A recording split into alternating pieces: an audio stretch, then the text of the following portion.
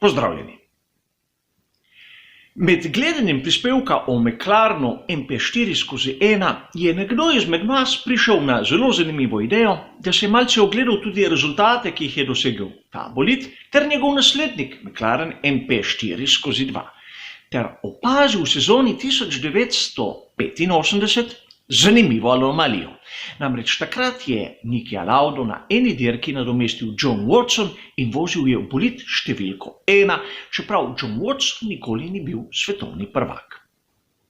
In seveda prišlo je zanimiva pobuda in dobro vprašanje, kako je to mogoče, da je John Watson imel številko 1. Smo imeli tudi druge primere v zgodovini Formule 1 in kakšne so tudi druge zanimive prigode vezane malce na številke. No, izbral sem tiste, ki so meni najbolj zanimive in mislim, da se bo kdo od vas spomnil še katere. A najprej je treba razumeti, kako so sploh podeljevali številke v sodobni Formuli 1. Od leta 1950 do 1973 so bili organizatorji tisti, ki so od dirke do dirke določili, kakšno številko bo imel določen bolid. Šlo se je ponavadi po vrstnem redu vpisa, a ni bilo to neko fiksno pravilo. In na to so se v sezoni 1974 malce prej odločili, da bomo imeli fiksni sistem številk v Formuli 1. Ta sistem je veljal od sezone 1974 do 1995. Namreč vzeli so vrstni red med konstruktorji z konca sezone 1973, številke razdelili v pare 1, 2, 3, 4, 5, 6, 7, 8 in tako naprej, ter po tem vrstnem redu dodelili vsaki ekipi par zaporednih številk. S to izjemo, da tista ekipa, katera je imela v svoji postavi aktualnega svetovnega prvaka, je imela enko in dvojko za njegovega moštvenega kolego.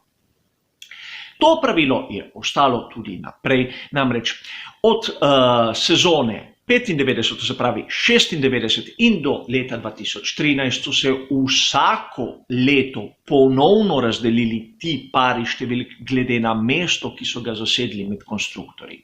V starem sistemu so številke ostale fiksne, z lepo izjemo. Če si osvojil naslov svetovnega prvaka, si seveda dobil 1 in 2. Tvoje stare številke so pa odšle tisti ekipi, ki je prejšnjo sezono imela 1 pa 2. Tako da bo malce bolj jasno. No, od sezone 2013 naprej si pa vozniki sami izberejo številke in nimamo več tistega urejenega sistema, kot smo ga imeli poprej. No, vrnimo se na sezono 85, kaj se je zgodilo, kako da je imel John Watson enko. Razumeti je treba to, da takrat so imeli bolidi številke in ne vozniki.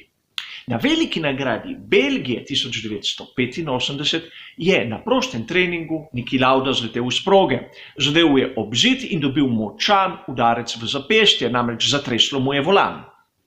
Mislil je, da si je zlomil zapestje, čeprav rentgenski posnetki tega niso potrdili, a izpustil je veliko nagrado Belgije in veliko nagrado Evrope. John Watson bi lahko nadomestil Nikija Laudo že na veliki nagradi Belgije, a s tem bi se morali strinjati pri vseh preostalih ekipah. No, pri Ferrariju se niso. Zato so takrat na veliki nagradi Belgije bili pri McLarenu prisiljeni imeti samo enega voznika, Alaina Prosta. Na naslednji dirki sta nastopila oba, Prost in Watson. In ker je Watson zasedel sedež Nikija Laude, je imel številko 1. Enostavno. Je to edini primer tak v zgodovini Formule 1? Ne, in niti ni tako eklatanten. Že prva sezona, ko smo imeli ta sistem fiksnih številk, je bila po svoje zanimiva. Svetovni prvak leta 1973 bil Jackie Stewart. Konec sezone se je upokojil, to se pravi v sezoni 1974 sploh nismo imeli aktualnega svetovnega prvaka med nastopajočimi v svetovnem prvenstvu.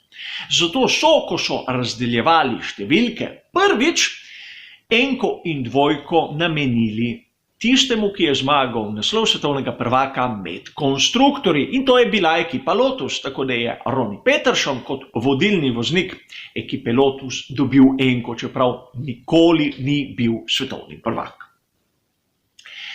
In seveda, mnogi izmed nas se spomnimo sezone 93 in 94. pri Williamsu ni bilo enke.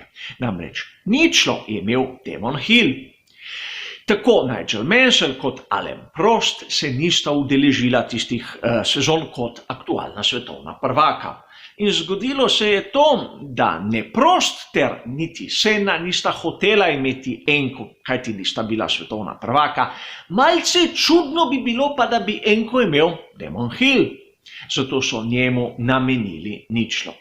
In lepa opazka je bila ta, da na veliki nagradi Brazilije leta 1994 so tisto ničlo pri bolidu Damona Hilla nekako grafično obdelali, da je izgledala zaščitni znak Renaulta.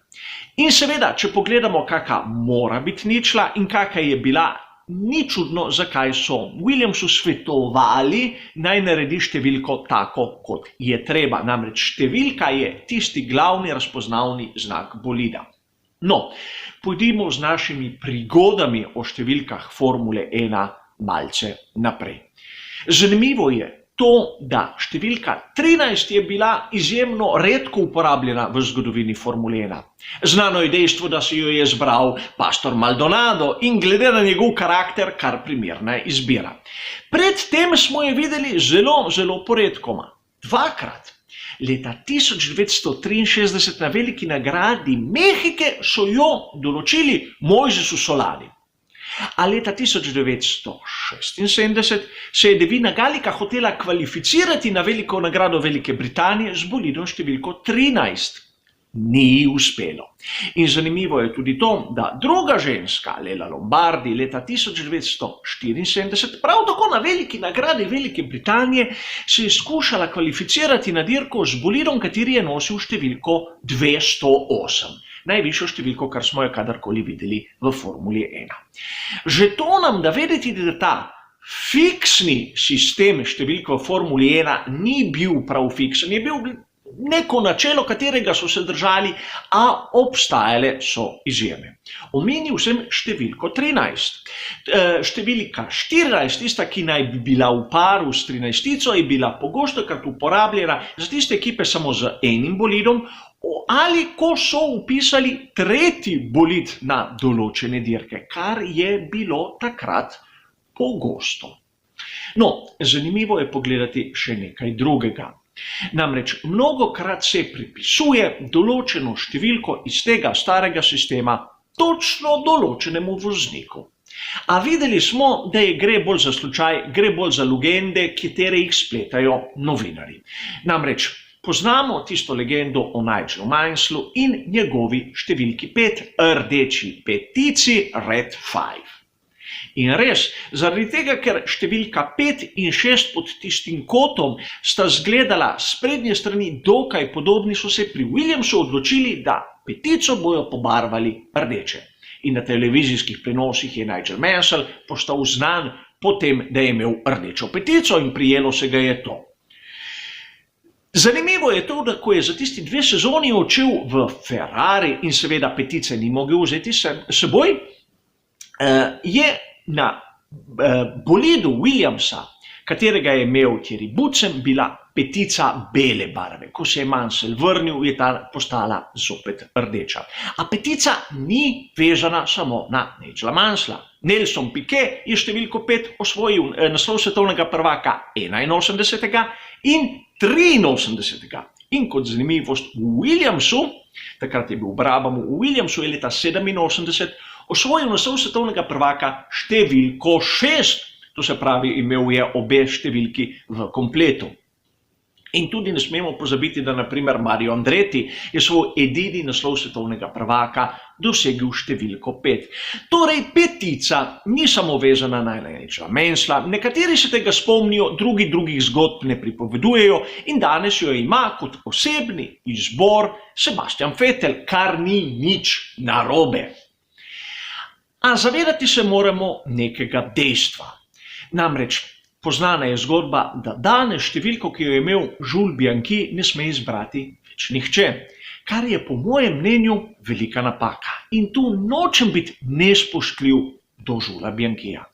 Mnogo je znanih številk, kot je naprimer 27-tica, katero je imel Gilles Villeneuve, ali 6 s katero je umrl Ronnie Peterson, katere so nadaljevale svojo zgodovino v Formuli 1. In menim, kot bom rekel enemu izmed občudovalcev Ronija Petersona, je v čast to, da je šestica, tista številka bolida, na katerim je tragično preminil, ostala v Formuli 1. Z njo je zmagal naslov Piquet, že omenjeni, pa Keke Rosberg, pa Nico Rosberg in tako naprej. Kam lepše, da številka ostane živa v sistemu Formule 1. In seveda znano je dejstvo, da sam ljubim tisti sistem starih, fiksnih številk. To, kar je danes, mi ni preveč povšeč, a vsak ima svoj okus in svoje ideje. Toliko na kratko kot odgovor na vprašanje, kaj smo vse videli v Formuli 1 glede številk. Hvala za vašo pozornost in nasvidenje.